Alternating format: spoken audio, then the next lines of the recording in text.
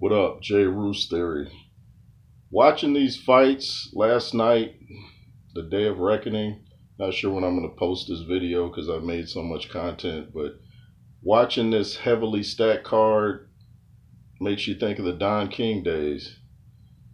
People can say what they want about Don King. Everybody's got their Don King story, but the dude is a genius. For him to come out of the penitentiary and then promote Ali, I think it was Ali Foreman. I don't even think he had the money for that fight until after the fight. But that shows how smart the guy is.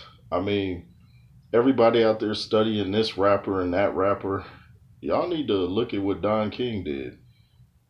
And Don used to have a statement like when people used to accuse him of stealing money, he'd say something like, okay, let's say I stole 50 million from you, you still made 20 million. So it's like, even if I robbed you, you still made more with me than these other promoters. And the dude's what, 90 or almost 90, still promoting.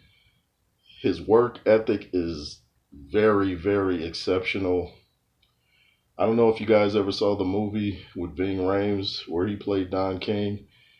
It was called Only in America years ago on HBO, and Ving Rhames did a great job. He just left out one thing that I was like, Don King says almost at every sentence. He always says, you know what I mean? You know what I mean? But it's just a little thing. But Don King, man, I was on Mr. Boxing Today 2's live stream just commenting, and he was saying the last time we've seen a heavyweight card stack like this was probably like the early 2000s.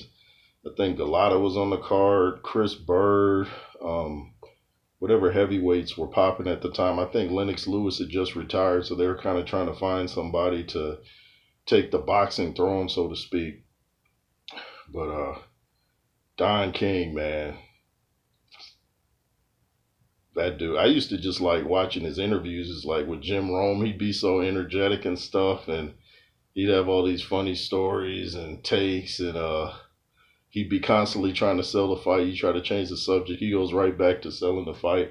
He really knew how to promote fights and make you interested, even if you weren't interested to begin with. He had a way of making you interested. But yeah, check out Don King, man.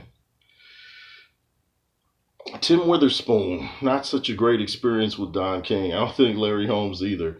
They might beg to differ on what I have to say about Don King, and they would know better than me since they dealt with him, you know, personally. But anyway, that's just my take. And Don King used to put on some of the greatest cards. You know, if Tyson was fighting, he'd have 5 other fighters you want to see to, you know, make you get your money's worth. Because the Tyson fight was probably going to end in the first couple rounds, so you had to feel like you were kind of getting your money's worth, even though you were paying just to see Tyson.